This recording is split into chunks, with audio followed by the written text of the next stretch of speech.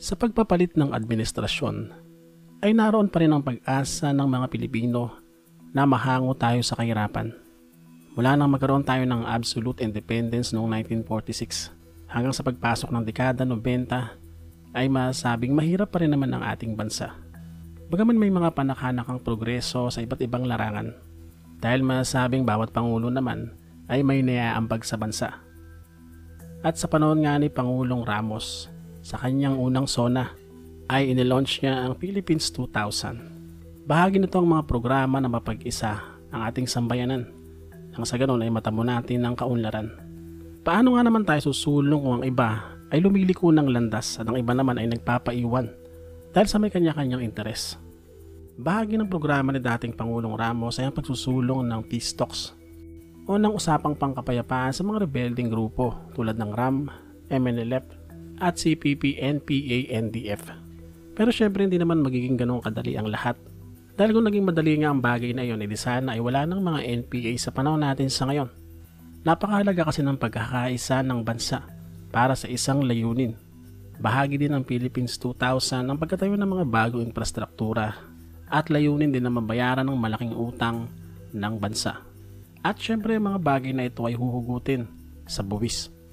Nariyan din ang pag-amyenda sa pagbuo ng Department of Energy. Ito ay para masolusyonan niya ang kakulangan sa kuryente. Ang pagsusulong ng Environmental Protection Code nang sa ganon ay mapangalagaan ng ating kalikasan. Ang pagtutok sa kahirapan, ang pagpapatibay ng mga foreign relationships at marami pang iba. Ilan lamang sa mga gustong tutukan ni dating Pangulong Ramos sa kabuuan ng kanyang administrasyon. Biruin mo 37% lamang ng boto ang nakuha ni Pangulong Ramos nang matapos nga ang 1992 election. Kaya naman masasabing napakalaking challenge din sa kanya ang pamunuan, ang malaking bahagi ng mga Pilipino na ayaw naman sa kanya. Maging sa erap na kanyang vice-presidente ay masasabi ring oposisyon dahil iba rin naman ang partido nito. Pero sa kabila ng mga ito, syempre bilang isang Pilipino ay hindi mo naman dapat iasa ang lahat sa gobyerno para sa iyong sariling pag-unlad. Dahil sarili mo pa rin ang malaking faktor para makaahon ka sa buhay. Sa taong ito ay bagyang magkakaroon ng pagtaas ng mga presyo ng bilihin, lalo na ang bigas. At sa mga panahon ding ito ay nagpapatuloy ang diaspora ng mga Pilipina para maging entertainer sa Japan. Sa kabila ng pangalib na kakaharapin nila sa bansang ito, ito'y lalo na ng hindi magandang nangyari sa isang Japayuki na si Marie Criscioso noong 1991. Mula dekada 80 hanggang dekada 90, ay napakaraming mga Pilipina ang nagtutungo sa Japan. Ito ay sa pagnanasang maiahon ng pamilya sa kahirapan. Sa kabila ng usong-uso rin sa panahon ngayon ang kinatatakutang grupo na Yakuza.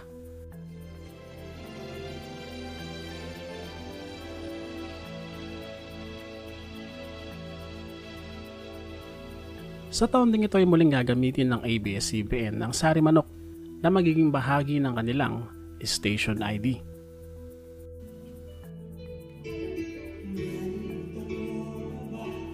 Sa taon ding ito ay ilalabas ng April Boys na kinabibilangan ni Vingo, Jimmy at ni April Boy Regino ang kanilang debut song na Sana'y Laging Magkapiling.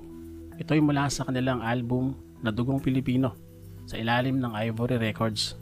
Bagaman marami nagsasabi na pamprobinsyano o pambisaya raw ang kanta at tinatawanan pa nga ito ng mga ilang pa-cool kid, ay hindi naman napigilan ng kasikatan ng kantang ito. Kaya nga lang sa mabilis na pagtamo ng kanilang kasikatan ay humiwalay naman sa grupo noong 1995 sa April Boy Regino. Ito ay para maging solo artist. Pero sa kabila naman ito ay nagpatuloy ng paggawa ng mga magagandang kanta ang magkakapatid. January 4, na ipalabas ang mga sinehan ng Dugo ng Panday ng Regal Films na pinagbidahan ni Bong Revilla Jr. Ang pelikulang ito ay dinirect ni Peque Galiaga at ni Lori Reyes na hango at masasabi ring sequel ng Panday ni FPJ. Bukod kay Bong Revilla ay kasama rin sa pelikula si Aiko Melendez, si Edo Manzano, si Leo Martinez, ang orihinal na si Max Alvarado at marami pang iba. January 17 naman, nang ginanap naman ng 1993 PBA draft kung saan ang nakuwang first overall pick ay itong si June Limpot na kinuha ng bagong team na Santa Lucia Realtors. Kaya nga ang PBA season na ito ay tinawag ding Santa Lucia Realtors season. Sa pagpasok ng team ng Santa Lucia ay nawala naman ng presto. Sa draft na ito ay maraming mga magagaling na player ang nakasali kabilang sina Victor Pablo mula sa FEU na kinuha naman ng Ginebra, na na-trade sa Pepsi at sa San Miguel. Mula din sa FEU ay kinuha naman itong si Johnny Abarrientos ng Alaska at si Olsen Racela naman na kinuha naman ng Coney Island Ice Cream Stars. Pagpasok ng buwan ng February 2, nang muling pumutok ang Mayon Volcano dahilan ng paglikas ng mga nasa 50,000 mga residente ng 6 kilometers danger zone. Pero sa kabila ng paglikas na ito ay nagkaroon pa rin ng mga casualties, kung saan ay meron pa rin mahigit 70 binawiin ng buhay na karamihan ay mga magkasaka. February 17 naman, sa araw na ito ay napatay ng mga kapulisan, kabilang si Major Mangkaw, ang Philippine Most Wanted na si Alfredo Joey De Leon, ang leader ng sindikatong Red Scorpion Group. Siya ay sangkot sa iba't ibang krimen kabilang mga pang-hold up at pangingidnap. Kung babalikan natin ng konti, itong si Alfredo De Leon ay naging bahagi ng Alex Bongcayo Brigade at bumuo ng sariling grupo, ang Red Scorpion Group. Natuloy na nga gumawa ng kasamaan ng hold up at ng kidnap. Sa kabila ng pagkakapas lang sa kanya ay may mga ilang kasamaan niya ang nagpatuloy sa ganitong gawain. At bukod sa kanila ay may mga kasabay pa silang nagsulputan na mga masamang loob. At ito nga ang sasagupain ni Joseph Estrada na inassign ni dating Pangulong Ramos sa PACC o Presidential Anti-Crime Commission, kung saan ay makikilala nga rin dito si Panfilo Lacson. February 18 naman ang magpasimula o mere ang Star Drama Theater na kalaunan ay tatawagin ding Star Drama Presents. Isa itong ABS-CBN weekly drama program na tinutukan ng mga Pilipino, kung saan ang mga bumibida kasi dito ay yung mga sikat na artista talaga, kaya nga star. Kabilang sina Nora Honor, Lorna Tolentino, Don Solveta at ang mga rising stars ng panahon iyon na sina Claudine Barreto at Judy Ann Santos. Mula sa titulong Star Drama Theater ay naging Star Drama Presents ito noong taong 2000. February 25 naman ang bawian ng buhay ang Filipina actress na si Mary Walter. Tumatak siya sa mga kabataan noong dekada 90 dahil sa kanyang mga participation sa mga horror films. Pero sa totoo lamang ay napakatagal niya ng artista. Bata pa siya. Ito ay mula pa sa panahon pa ng mga LVN films pa. At noong dekada 90 nga, sa kabila ng kanyang katandaan ay kayang-kaya pa rin i-portray ang kanyang role. Sa buwan naman ng Marso, sinasabing na itayo ang pinakaunang branch ng Hotel Sogo. Ito ay sa LRT Monumento. At sa buwan ding ito sinasabing lumabas ang third generation na wagon type na tama raw FX ng Toyota. Isang sasakyan na talaga naman tatangkilikin ng mga Pilipino bilang service at pangbiyahe.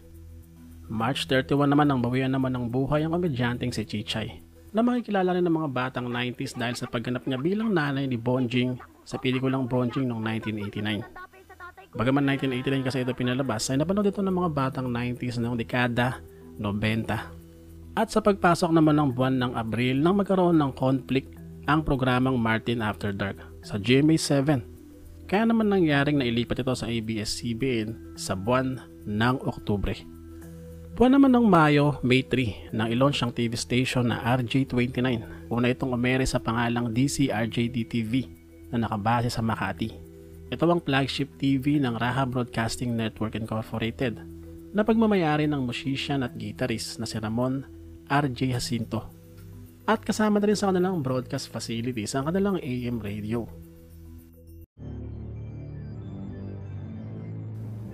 May 8 naman na magpasimula ang Star Cinema, ang isa sa mga highest grossing filmmaker studio sa bansa, kahilera ng Regal at ng Viva. 1983 nang tawagin itong Vanguard Films na pinamunuan nila Simon Ongpin at Charo Santos Concio. At 1989 na magpalit ito ng pangalan at tinawag naman itong Vision Film, hanggang sa ito yung maging Star Cinema na nga ng taong 1993. At sa taon ding ito 1993 sinasabing umere sa mga istasyon ng ABC5, RPE9 at IBC13. Ang isa sa mga kontrobersyal na TV commercial sa ating bansa, ang Encarnacion Vesaves na TV commercial. Bagaman kasi ayon naman sa ilan, ay simpleng commercial lang naman ito ng isang flower shop. May mga ilan naman na kinatakutan daw ito dahil sa itsura ng babae na pinagkamalan pang si Sita Astal, at sinasabi rin daw na anak ng may-ari ng Encarnacion Vesaves. Bagaman wala naman nagko-confirm nito. At sa kabila nga ng kontrobersya, ang commercial daw na ito ay hindi na mahanap pa dahil marami ngayon sa social media ang talagang naghahanap daw ng original na kopya nito. Bagaman hindi nga nila ito makita. Kaya naman may mga ilang gumawa o mga nag-recreate ng nasabing TV commercial. At ang mga recreation na ito ay sinasabing medyo may pagka-exaggerated daw, na talagang ginawang nakakatakot na ang datingan.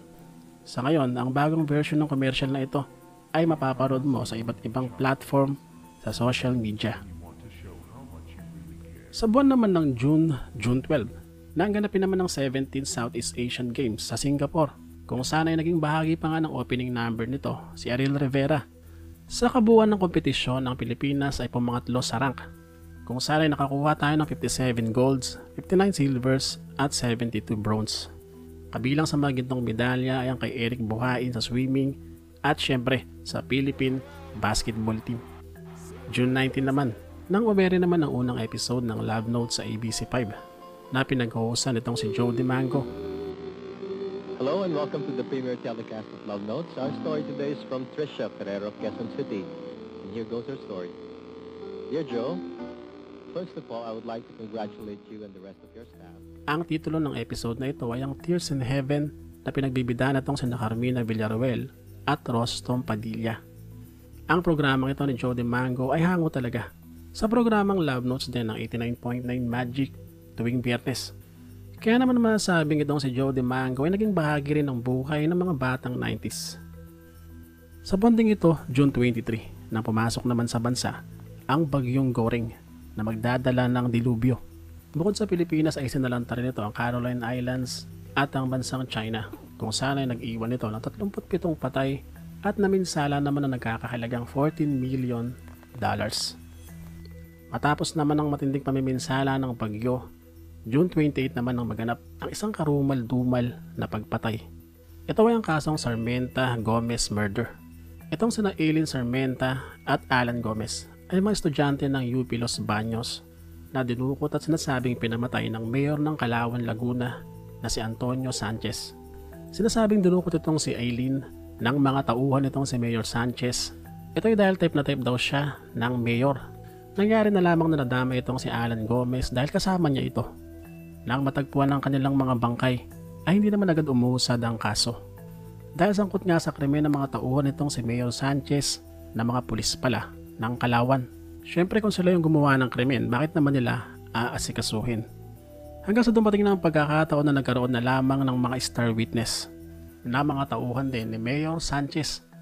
At dahil nga sa pagtestigo na lang ito, makalipas ang 16 na buwan na trials, ay nahatulan itong sina Mayor Sanchez at ang kanyang mga tauhan ng 7 ulit na habang buhay na pagkakakulong sa kasong rape at homicide. At ito nga si Mayor Sanchez ay binawian ng buhay noong March 27, 2021.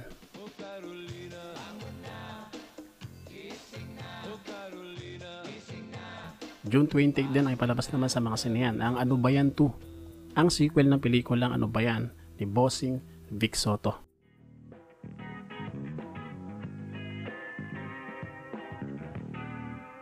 Sa bonding ito ng July ay marirelease na ang unang album ng bandang Eraserheads, ang Ultra Electromagnetic Pop. Sa kabila ng mga pinagdaan ng hirap sa kanilang pagnanasa na makilala sa larangan ng musika, ay nagbunga rin ito. Dahil tinangkilik ng mga Pilipino ang kanilang musika.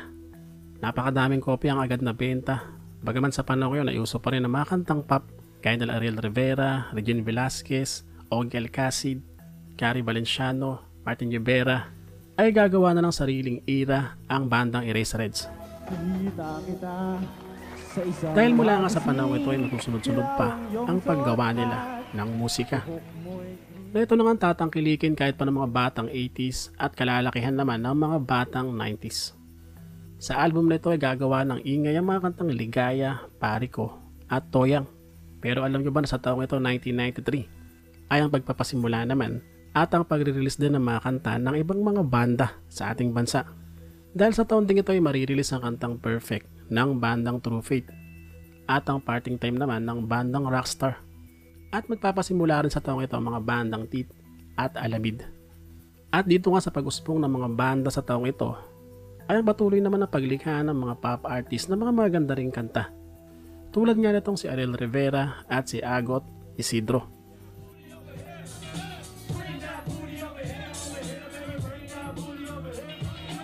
At syempre, sasabay din sa pag-usbong ng alternative music at ng mga pop music ang hip-hop music sa ating bansa.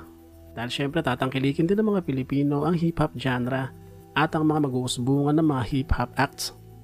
Dahil sa taon din ito ay marirelease ng grupong Masterplan ang kanilang album na Masterplan, kung saan sa album na ito ay sisikat ang mga kantang Bring That Booty at ang Here We Are.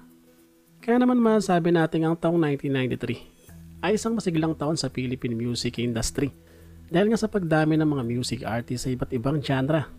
Kaya nga dito din magsisimula yung tagisan ng metal at ng hip-hop, kung saan ay makakita ka ng napakaraming mga vandalism sa mga pader, hip-hop bulok at punks not dead. July 2, nang mangyari naman ang sinasabing isa sa pinakatumatak na trahedya sa kasaysayan ng bansa, ang Bocaue Pagoda Tragedy, kung saan ay mahigit 200 katawang binawian ng buhay sa pagkalunod. Ito ay dahil sa paglubog ng pagodang pinoprosesyon ng gabing iyon. Bahagi kasi talaga ng buhay ng mga naninirahan sa Bocaue ang kanilang taunang selebrasyon para sa kanilang mahal na poon sa Cruz Sawawa. Dahil taong 1850 raw ay may nakuhang krus sa ilog na iyon nga ang kanilang dinadalanginan sa paglipas ng mga taon. At marami na ang naging biboto dito. At kada pagdiriwang ay sinasagawa ang 9 na araw na prosesyon na tinatawag na nobenaryo. At sa 8 araw nga ng nobenaryo ay naganap ang hindi nila inaasahang pangyayari. Ang pagoda kasi na meron lamang kapasidad na 300 katao ay naglulan daw ng halos 500 katao sa gabing yun ng trahedya. At nang dahil sa isang paputok ay naggalawan ng mga tao at nagpunta sa isang bahagi ng dahilan ng pagtagilid ng pagoda. At ang pagtagilid na ito ay nauwi na nga sa dire-diretsyong paglubog. At dahil sa gabi nga ayon at madilim ay sumabay pa raw na wala raw kuryente sa mga sandaling iyon. Kaya naman nang lumubog ang pagoda ay nasa gitna talaga ito ng karimlan. Kanya-kanyang kampay ang mga tao, lalo na yung mga hindi marunong lumangoy. Siyempre kahit marunong kang lumangoy, kung kakapitan ka naman ay sabay-sabay kayong lulubog sa tubig. Karamihan sa mga binawian ng buhay ay mga babae at mga bata. Sa pangyayaring ito ay nakilala rin ang kabayanihan ng isang batang nagngangalang Sajid Bulig, kung saan kasi sa kabila ng nailigtas niya ng kanyang sarili dahil marunong naman siyang lumangoy, ay hindi niya naman maatim na nakikita na lamang na nalulunod ang kanyang mga kababayan. Kaya naman nagawa niya makapagligtas ng 6 na buhay. Pero sa kabila nito, sa kanyang pagbalik-balik daw sa ilog, ay siya naman daw ang nadisgrasya, kung saan sinasabing tinamaan daw siya ng isang matigas na bagay sa kanyang ulo na naging dahilan ng kanyang pagkalunod at pagkasawi. Ang kanyang kabayanihan ay kinilala ng ating pamahalaan. At ang pangyayari naman o ang trahedyang naganap ay talaga namang nagsilbing aral sa mga Pilipino. July 6, bago pa man ang Maria Clara at Ibarra ng GMA7, nang ipalabas naman sa ABC5 ang nobelang Noli Me Tangere. Isa itong mini-series na programa na idinirect ni Eddie Romero. Sa seryeng ito gumanap bilang Crisostomo Ibarra itong si Joel Torre, si Chinching Gutierrez naman bilang Maria Clara, si Teche Agbayani bilang si Sisa, Daniel Fernando bilang si Elias, si Suba Serrero bilang si Padre Damaso, at marami pang iba.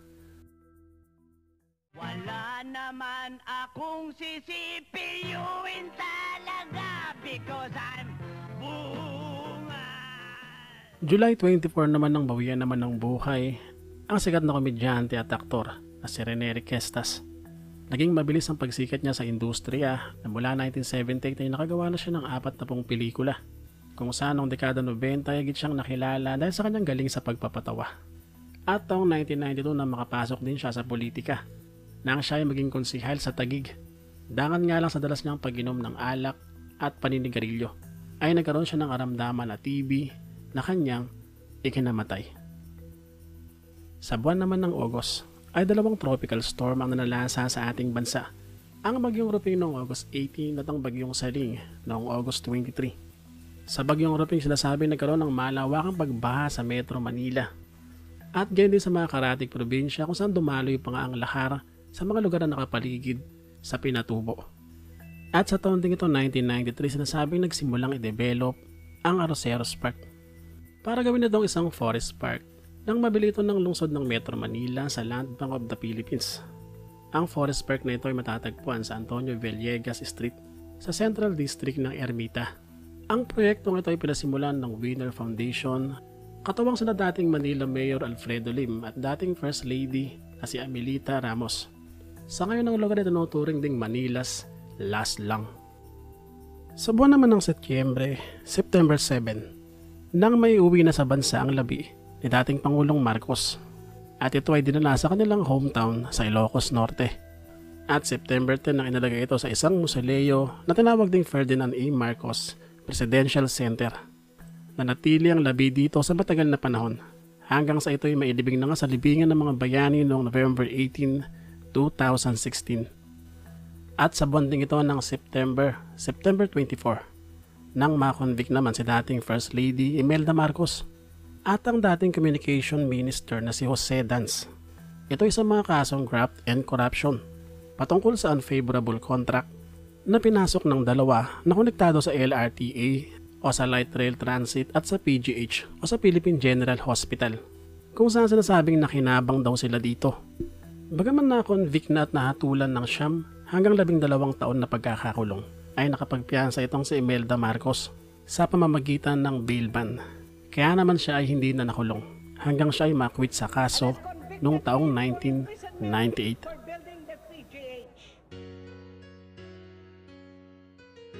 Sa buwan naman ng Oktubre ay i-release ng Michael Learnstruck ang album nilang Colors, kung saan ay nakapaloob dito ang mga kantang Wild Woman, Sleeping Child, Out of the Blue, at syempre ang 25 Minutes.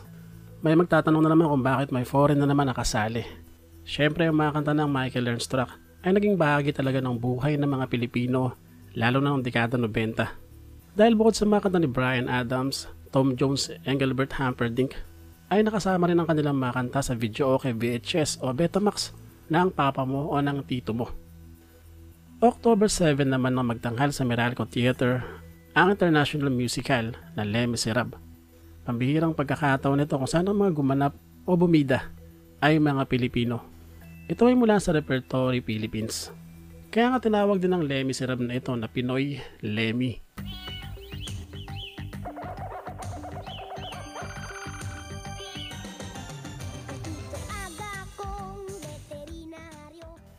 October 23 naman nang magpasimula ang sitcom na Okidokidok sa ABS-CBN.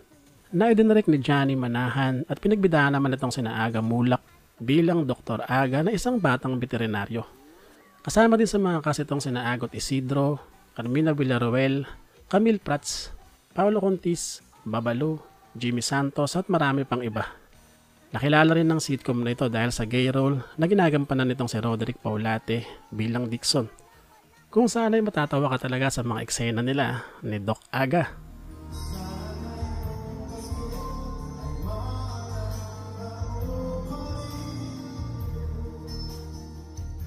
Sa buwan naman ng November 25, sa araw na ito ay nai-launch naman ang album ni Ariel Rivera na Paskong Walang Katulad, kung saan ay nakapaloob dito ang kantang Sana Ngayong Pasko. At November 27 naman, nang magbukas naman ang ika-4 na SM Mall sa ating bansa, ang SM City Cebu. Natatawagin ding SM Cebu at SM Mabolo ng mga lokal dahil ito ay matatagpuan sa Mabolo, Cebu City. Ito ang kauna-unahang SM Mall sa labas ng Metro Manila at sinasabing panglima naman sa mga pinakamalaking mall sa ating bansa. Sa buwan ding ito Nobyembre ay magpapasimula rin ang sikat na kapihan sa ating bansa, ang Figaro Coffee, sa isang maliit na pwesto lamang sa Glorieta Mall sa Makati. At dahil naman sa tinangkilik ito ng mga Pilipino, ay lumago ang kanilang negosyo at lumago rin ang kanilang kumpanya. Sa buwan ng Disyembre, sa buwang ito December 5, nang pumasok sa ating bansa ang bagyong Monang na tumama naman sa Southern Luzon. At dahil din sa pagkakaroon ng mga flash flood, ay nagkaroon din ng mga casualties, kung saan ay umabot din ng 230 ang binawian ng buhay. Isang trahedya naman ang naganap noong December 15 nang bumagsak ang isang eroplanong C-130 na magdadala sana ng mga relief goods sa mga nasalanta ng bagyo sa Camarines Sur, kung saan ay namatay ang 30 pasahero nito. Sa panahon din ito nang magtapos ang 1993 season ng PBA, ay muling itinanghal na MVP itong si Alvin Patrimonio. Nagkampiyon naman sa All Filipino Cup ang Coney Island Ice Cream. Ang Sweep Mighty Meaty Hotdogs naman sa Commissioner's Cup. At ang San Miguel Beermen naman sa Governor's Cup. Pagdating naman sa Metro Manila Film Festival, sa taong ito ang mga nakapasok na pelikula ay ang During Dorobo, Hagupit ng Batas, Gaano Kita Kamahal, Inay, Kung Mawawala Ka Pa, May Minamahal, at Ang Puso'y Dos. Nagwagi naman bilang Best Picture ang Kung Mawawala Ka Pa, at Best Actress naman itong si Dawn Zulueta. Muli namang nakuha ni Aga sa pangalawang pagkakataon ang Best Actor. At sa katapusan ng taon, December 31, 1993, dahil nga sa mga krimen at kaguluhan sa bansa, kung saan sa buwan nga lang na ito ng Desyembre ay nagkaroon ng grenade attack. Kaya naman pinirmahan na ang batas na magbabalik sa capital punishment sa ating bansa o ang parusang kamatayan. At sa pagpasok naman ng taong 1994 ay aalamin din natin ang mga nangyari dito. Ang 1994 Miss Universe, ang Lipa Massacre, ang pagkakakulong ni Robin Padilla at marami pang iba. Muli maraming salamat sa inyo mga pao sa inyong pagsama sa video natin sa araw na ito. At kung hindi ka pa nakapag-subscribe, pwede ka na mag-subscribe. Nasa ganun ay makasunod ka sa mga susunod nating topic o sa mga susunod nating timeline. Muli maraming salamat sa inyo mga paos at see you sa next episode. Bye bye.